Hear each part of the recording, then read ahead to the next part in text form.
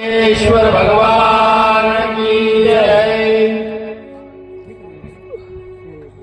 आज या शिवलीला अमृत कथेवर रामदास महाराज यांच्या अमृतवाणीमधून जे आपल्याला श्रवण करायला भेटतंय, खूप आनंदाची गोष्ट आहे की शिवकथा म्हटल्यानंतर शिवाचं पूर्ण चरित्र सांगायचं आणि त्या माणसामध्ये सामर्थ्य पाहिजे. तर सामर्थ्याशिवाय ते चालत नाही आणि त्याच्यातली त्यात पूर्ण त्याला माहिती पाहिजे, तरच ते शिवपुराण म्हणून ओळखलं जातं. आणि आपल्याच या भूमीमध्ये आपल्या समोर लहानचे मोठे झालेले असे रामदास महाराज यांच्या मुख अमृतवाणीमधून आपल्याला जे श्रवण करायला भेटतंय, खूप आनंदाची गोष्ट आहे की आपण म्हणतो ना, तुझा आहे तुझं पासी तरी तू जागा चुकलासी. आपल्या जवळ सर्व काही असतं पण आपण इकडे तिकडे भटकतो. आत्ताच मी दर्शनाला गेलो भद्रेश्वरामध्ये, खूप म्हणजे असं साक्षात शिवांचा अंश त्याच्यामध्ये आहे, त्या पिंडीमध्ये आहे.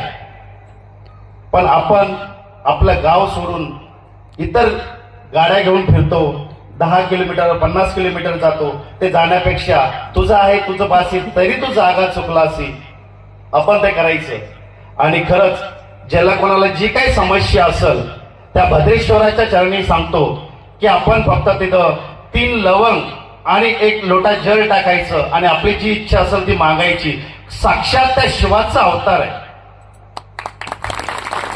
कारण ज्यावेळेस मी दर्शनाला गेलो तिथं शहारे अंगावर घाट्या उभारले आहे, अशा मंदिरात कुठं होत नाही. आणि ते जुनं मंदिर आहे बाबाजी, जुनं मंदिर आहे ना, जुनं मंदिर आहे खूप. आणि कारण शिवाचा अवतार आहे, तिथं स्वयंभू आहे. कारण किती पिढ्यानपिढ्या चालत आलेलं ते मंदिर आहे. त्याची सेवा करा आणि खूप लाभ भेटेल तुम्हाला. सर्वांच्या चरणी नतमस्तक होतो, गुरुच्या चरणी सोमेश्वरानंदनी चरण नतमस्तक होतो आणि त्या बडेबाबा चरणी नतमस्तक होतो. आणि रोहिदास महाराजला विनंती करतो की त्यांनी तात्पर्य 2 शब्द बोलावं.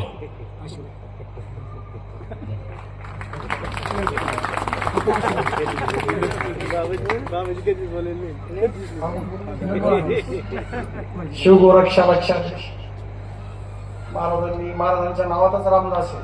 जसे मारुती राय होते रामाचे सेवक, तसे आपले रामदास महाराज, त्यांची सुंदर अशी कथा तुमच्या कानावर पडली. आणि महादेवाचं म्हणजे खूप हे हा, आणि महादेवाची आपण जेवढी